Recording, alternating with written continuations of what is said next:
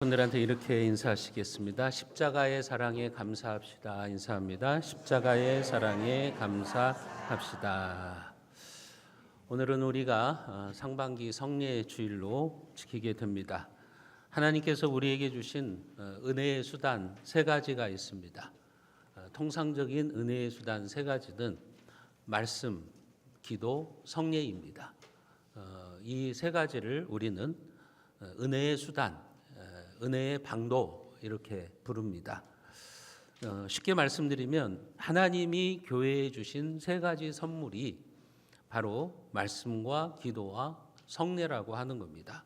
이 세 가지를 통해서 우리는 구원의 은혜를 누리는 겁니다. 그리고 우리의 믿음이 성장하고 성숙해가는 방법이라고 하는 거죠. 그렇기 때문에 이 말씀과 기도와 성례를 제껴놓고 신앙이 성장하는 방법은 없습니다. 다른 방법을 통해서 여러분들의 믿음이 자라날 수 있는 방법은 없어요. 그걸 기억하셔야 돼요. 이 세 가지, 말씀과 기도와 성례가 없으면 아무리 10년을 교회 다니고 20년을 교회 다녀도 신앙은 제자리입니다. 그래서 우리는 이 세 가지를 은혜의 수단, 그렇게 이야기를 합니다. 이 세 가지가 있어야만 내가 하나님을 만날 수가 있는 거예요. 하나님은 이 세 가지 수단을 통해서 우리에게 하나님의 은혜를 베풀어 주시는 겁니다. 죄인들이 하나님을 만나는 세 가지 통로가 바로 이것이라고 하는 것을 여러분들이 기억하셔야 됩니다. 여러분들에게는 과연 이 말씀 생활과 기도 생활 그리고 성례 생활이 제대로 이루어지고 있는가 한번 점검해 보셔야 되는 겁니다. 성례 중에서 우리는 세례와 성찬을 지키죠. 말씀, 기도, 성례 세 가지가 이제 은혜의 수단인데 성례에는 두 가지가 있습니다. 조금 전에 했던 세례 그리고 말씀이 마치고 여러분들이 행하실 성찬 이 두 가지밖에 없습니다. 기독교의 성례는 이 두 가지입니다. 여기에 다른 것들을 붙일 수가 없어요. 여러분들이 꼭 기억을 하셔야 됩니다. 그래서 이 세례와 성찬은 주님이 다시 오실 때까지, 주님이 재림하시는 그날까지 이 땅의 교회가 계속해서 거행해야 되는 거룩한 예식이다라는 것을 여러분들이 아셔야 됩니다. 그러면 세례와 성찬의 차이는 뭐냐? 세례는 평생에 단 한 번만 주어지는 성례예요. 여러분 세례를 두 번 받지는 않잖아요. 그래서 세례는 우리가 신앙생활하면서 평생에 단 한 번 주어지는 예식이지만 성찬은 세례 받은 자들이 이제 계속해서 반복적으로 이제는 참여하는 예식이라는 것을 여러분들이 기억하셔야 돼요. 그래서 세례를 받은 사람들만이 성찬에 참여해서 떡과 포도주를 먹고 또 마실 수가 있는 거죠. 세례의 요소는 우리의 죄가 씻겨졌다는 거죠. 물로 그것을 이제 보여주는 거죠. 예수 그리스도의 거룩한 보혈로 우리의 죄가 다 용서함 받았다. 그것을 의미하는 것이기 때문에 평생에 단 한 번만 하는 겁니다. 세례식은 뭐 두 번, 세 번 하는 게 아니죠. 그러나 성찬은 평생에 우리가 반복적으로, 지속적으로 시행을 하는 겁니다. 주님이 주신 떡, 밥과 그 다음에 음료를 먹고 우리가 영적으로 강건해지는 거죠. 여러분들이 매일 밥을 먹고 물을 먹어야 여러분들의 육체의 건강을 지킬 수 있는 것처럼 우리는 주님의 살을 먹고 주님의 피를 마시면서 영적인 건강을 유지할 수가 있기 때문에 그렇습니다. 그리고 세례는 우리가 세례받는 순간 예수 그리스도와 우리와의 연합이 시작되는 겁니다. 예수님과 내가 하나가 되는 거죠. 그리고 성찬은 그 연합을 계속해서 유지하고 강화시켜주는 역할을 하는 겁니다. 세례와 성찬은 그런 의미가 있다는 것을 여러분들이 기본적으로 아셔야 됩니다. 이 성찬은 주님께서 직접 정하신 예식입니다. 그렇기 때문에 성찬은 그리스도께서 명령하신 대로 해야 돼요. 교회의 관습이나 전통에 따라서 이게 제정된 것이 아니라 우리 주님께서 친히 성찬을 제정해 주셨기 때문에 교회는 그것을 폐지할 수도 없고요. 그것을 수정할 수도 없습니다. 예수님이 가르쳐 주신 그 방법대로 해야 되는 겁니다. 이건 변해서도 안 되는 겁니다. 성찬의 요소들이 생략되거나 변경되어서도 안 되고 또 이 중에 어떤 요소를 인간들이 자의적으로 변개시켜도 안 되는 겁니다. 예를 들어서 성찬을 시행하면서 떡은 주는데 잔은 주지 않는다든지 자의적으로 시행할 수 없다는 거예요. 지금 카톨릭이 그러고 있거든요. 카톨릭은 떡은 줍니다. 근데 잔은 안 주는 거예요. 여러분들이 TV 같은 데서 보면 카톨릭의 사제가 웨이퍼를 작은 빵 조각을 이렇게 성도들의 입에 던져주는 것을 볼 수가 있을 거예요. 카톨릭의 성례식이죠. 근데 잔은 주지 않아요. 왜 그러냐면 여기에도 이제 신학적인 의미가 있지만 그들은 그 잔에 있는 포도주가 마실 때 진짜 예수님의 피로 바뀐다고 믿어요. 그렇기 때문에 혹시 잔을 받다가 떨어지거나 흘려버리게 되면 진짜 예수님의 피를 그렇게 된다고 생각하기 때문에 그 피를 쏟는 일을 안 하기 위해서 잔은 안 주는 거예요. 그게 바로 뭐냐면 카톨릭이 자의적으로 성찬을 생략하고 변경시킨 겁니다. 그렇게 하면 안 됩니다. 성찬은 주님이 직접 제정하신 제도이기 때문에 인간이 그것을 수정할 수도 없고요. 생략할 수도 없어요. 바꿀 수도 없어요. 주님이 우리에게 가르쳐 주신 그대로 우리가 성찬을 해야 되는 겁니다. 고린도전서 11장 26절에 보시면 너희가 이 떡을 먹으며 이 잔을 마실 때마다 주의 죽으심을 그가 오실 때까지 전하는 것이니라. 떡을 먹고 잔을 마시라고 분명히 말씀하세요. 이 성찬을 언제까지 하라? 주님이 다시 오실 때까지. 여러분 이 떡과 포도주가 의미하는 것이 무엇인가를 여러분들이 잘 아시잖아요. 떡은 십자가에서 우리의 죄를 속죄하기 위해서 찢어주신 주님의 살, 그리고 포도주는 주님이 흘리신 보혈의 피를 의미한다는 것을 여러분들은 잘 알고 계실 거예요. 그렇게 예수 그리스도를 통해서 우리가 죄를 사함받고 구원을 받아서 하나님의 자녀가 되었음을 기억하는 겁니다.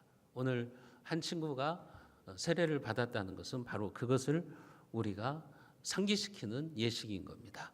그리고 또 한 가지 의미는 뭐냐면 이제 함께 성찬에 참여하고 있는 우리 모두가 서로 예수 그리스도를 통해서 연합하고 영적으로 교제한다는 것을 의미를 하는 겁니다. 그렇기 때문에 교인들은 성찬식이 미리 공고되면 성찬 주일에는 모든 일정을 여러분들 잡으시면 안 돼요.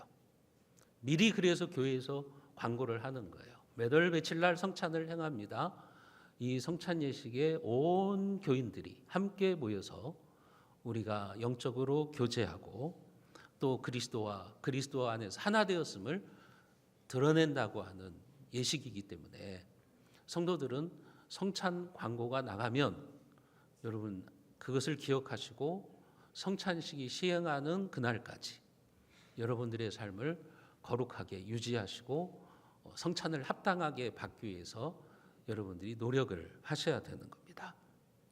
그렇지 않고 그냥 와가지고 아무런 생각도 없이 와가지고 떡과 포도주를 받아 먹기만 하면 자동으로 은혜가 되는 것이 아니라 제가 앞에서 말씀드렸던 이런 의미들을 하나하나씩 살피면서 성찬에 참여하실 때 여러분들은 합당한 성례를 거행하게 되는 것이죠.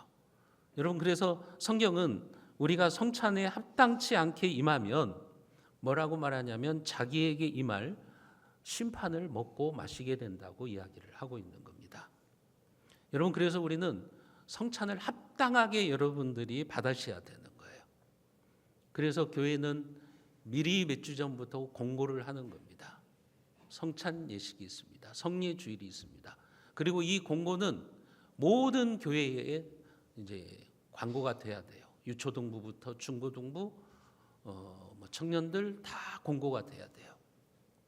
이 자리에는 그 세례받은 성도들은 모두 와야 되는 거예요.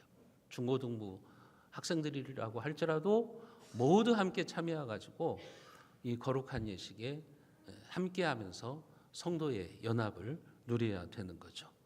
그렇기 때문에 우리가 성찬을 합당하게 받으려고 하면 다음과 같은 세 가지 질문을 던지셔야 돼요. 첫 번째 질문은 뭐냐면 내가 주님의 몸을 분별하는 지식이 있는가 하는 거죠. 고린도전서 11장 28절과 29절 말씀을 우리가 같이 한번 읽어봅니다. 사람이 자기를 살피고 그 후에야 이 떡을 먹고 이 잔을 마실지니 주의 몸을 분별하지 못하고 먹고 마시는 자는 자기의 죄를 먹고 마시는 것이니라. 사람이 자기를 살피고 먼저 여러분들을 살피시면서 여러분들의 영적인 상태를 살피시면서 이 성찬에 참여하셔야 되는 거예요. 그렇지 않고 그냥 와가지고 형식적으로 의례적으로 아무런 생각 없이 떡과 포도주를 받으시면 여러분 그것은 자기의 죄를 먹고 마시는 것이라고 성경은 이야기를 하고 있는 겁니다. 그런 죄를 범하지 말라는 겁니다. 성찬을 대할 때 그렇게 준비 없이 참여해가지고 그냥 형식적으로 떡과 포도주를 받아 먹기만 하면 자동적으로 이 성찬이 은혜의 수단이 되는 게 아니라 앞에서 말씀드린 의미들을 잘 살피고 그 다음에 성찬에 참여할 때 그때 그 성찬이 여러분들에게 은혜의 수단이 되는 겁니다. 그런데 그러지를 못하는 경우가 많아요. 심지어는 교육자들도 그러지를 못하는 경우들이 참 많습니다. 여러분 그렇게 되면 자기의 죄를 먹고 마시는 것이 됩니다. 그래서 우리는 질문을 던져야 돼요. 나는 주님의 몸을 분별하는 지식이 있는가? 그것을 질문을 던지고 나서 여러분들이 성찬의 떡과 포도주를 대하셔야 된다고 하는 거죠. 두 번째 질문은 주님을 내가 생명의 양식으로 삼는 믿음이 있는가 하는 거죠. 오늘 요한복음 6장 54절과 55절에 보면 내 살을 먹고 내 피를 마시는 자는 영생을 가졌고 마지막 날에 내가 그를 다시 살리리니 내 살은 참된 양식이요 내 피는 참된 음료로다. 주님이 뭐라고 말씀하세요? 주님의 살이 참된 양식이고 주님의 피가 참된 음료다. 이것이 바로 우리에게 영생의 양식이라고 말씀하고 계시는 거예요. 여러분 우리가 이 떡을 먹고 포도주를 마시면서 기억해야 되는 것은 주님이 나에게 주신 영생의 은혜를 누려야 되는 것입니다. 육체를 위해서 밥을 먹고 물을 먹어야 우리가 사는 것처럼 우리의 영혼을 위해서 주님의 살을 먹고 피를 마셔야 된다고 하는 겁니다. 그래서 예수님은 요한복음 6장 51절에서도 나는 하늘에서부터 내려온 살아있는 떡이니 사람이 이 떡을 먹으면 영생하리라. 내가 줄 떡은 세상의 생명을 위한 내 살이니라. 그렇게 말씀하신다고요. 예수님의 살은 우리에게 영생의 떡이라고 말씀을 하고 계시는 거예요. 또 내 살을 먹고 내 피를 마시는 자는 내 안에 거하고 나도 그의 안에 거하나니. 여러분 이 성찬의 떡과 포도주를 우리가 먹고 마시면서 우리가 그것을 기억하는 거예요. 예수님이 내 안에 거하고 나도 예수님 안에 거한다. 다시 말씀드리면 예수님과 나는 하나가 되었다. 예수님과 나는 연합의 관계가 되었다. 그것을 여러분들이 기억하셔야 되는 거예요. 예수님과 내가 하나가 되었기 때문에 예수의 죽음은 나의 죽음이 되는 거예요. 그리고 예수의 부활은 나의 부활이 되는 겁니다. 그래서 우리에게 영원한 생명이 주어졌다는 것을 믿는 믿음, 이 믿음이 있어야 된다고 하는 거죠. 이런 믿음이 없이 성찬에 참여하게 되면 여러분 우리는 떡과 포도주를 먹고 마시는 것이 오히려 하나님 앞에서 죄를 먹고 마시는 것이 되는 겁니다. 그런 예가 있죠. 여러분 예수님의 제자 중에 가룟 유다를 보세요. 가룟 유다는 예수님과 함께 마지막 만찬 성찬에 참여했어요. 그래서 그는 예수님과 함께 빵을 먹기는 했어요. 떡을 먹기는 했어요. 그러나 그는 주님을 먹지는 못했습니다. 주님을 영원한 생명의 떡으로 먹지는 못했어요. 그래서 그는 멸망의 자식이 되어버리고 마는 겁니다. 여러분, 우리는 이 성찬에 참여할 때 그것을 기억하셔야 돼요. 내가 예수님이 주시는 영생의 떡을 먹는 것이고 또 영생의 음료수를 마신다는 것을 영적으로 그렇게 기억하시면서 여러분들이 성찬을 대하셔야 되는 거예요. 마지막 세 번째 질문은 뭐냐면 나에게 주님을 향한 회개와 순종의 자세가 있느냐 하는 것입니다. 성찬에 참여할 수 있는 자격은 뭐냐? 우리가 믿고 있는 따르고 있는 하이델베르그 요리문답 제81문에 보면 이렇게 말하고 있습니다. 자기의 죄 때문에 자신의 죄에 대해 참으로 슬퍼하는 사람, 이 사람이 성찬에 참여할 자격이 있는 사람이에요. 자기의 죄 때문에 자기의 죄에 대해서 참으로 슬퍼하는 사람. 여러분들은 이 성찬에 참여하면서 오늘요 나의 죄인됨을 고백하셔야 됩니다. 그리고 그 죄에 대해서 슬퍼하셔야 돼요. 죄에 대해서 애통하실 줄 알아야 돼요. 내가 그동안 지난번 성찬을 받고 지금까지 내가 믿음의 삶을 살지 못한 거, 내가 하나님을 제대로 섬기지 못한 거, 교회 생활을 제대로 하지 못한 거, 이런 것들을 회개하셔야 돼요. 회개하면서 성찬에 참여할 때 이 성찬이 여러분들에게 은혜의 수단이 되는 것입니다. 여러분, 성찬은 행위가 완전한 자가 성찬에 참여하는 게 아니에요. 우리가 하나님 앞에서 완벽한 사람이기 때문에 성찬에 참여하는 것이 아니라 자신의 죄에 대해서 애통하는 사람입니다. 내가 완전하지 못해요. 내가 여전히 죄를 짓고 살아요. 그렇기 때문에 그 죄에 대해서 애통하면서 다시 우리가 주님 앞에 나아가는 거죠. 그 은혜를 우리가 사모하면서 참여를 하는 겁니다. 여러분, 완벽한 사람이 성찬에 참여하는 게 아닙니다. 우리 중에 완벽한 자가 누가 있겠습니까? 다만 우리는 우리의 죄에 대해서 슬퍼하고 그리고 내 죄에 대해서 회개하면서 주님 앞에 나가는 겁니다. 이런 의식이 없이, 이런 생각이 없이 하는 성찬 고백, 성찬에서의 신앙 고백은 헛된 메아리뿐이라고 하는 것을 우리는 기억해야 되는 겁니다. 여러분, 이 세 가지 질문을 여러분들에게 던지십시오. 그리고 거룩한 떡과 거룩한 잔을 대하시기를 바랍니다. 주님, 제가 완전하지 못합니다. 여전히 저는 죄 가운데 거합니다. 그러나 주님의 십자가 앞에 나를 다시 세워주시고 나에게 주신 영원한 떡과 영원한 음료를 마시면서 구원의 감격을 회복하게 하여 주시옵소서. 그런 마음이 여러분들에게 있어야 되는 것입니다. 여러분들이 주님 앞에서 진심으로 회개하시고 또 새로운 순종으로 그 순종의 결단을 하면서 성찬에 참여하시기를 바랍니다. 그래야 성찬을 통해서 우리에게 주시고자 하시는 주님의 은혜를 풍성하게 누리시는 이 시간이 되시기를 주님의 이름으로 축원합니다.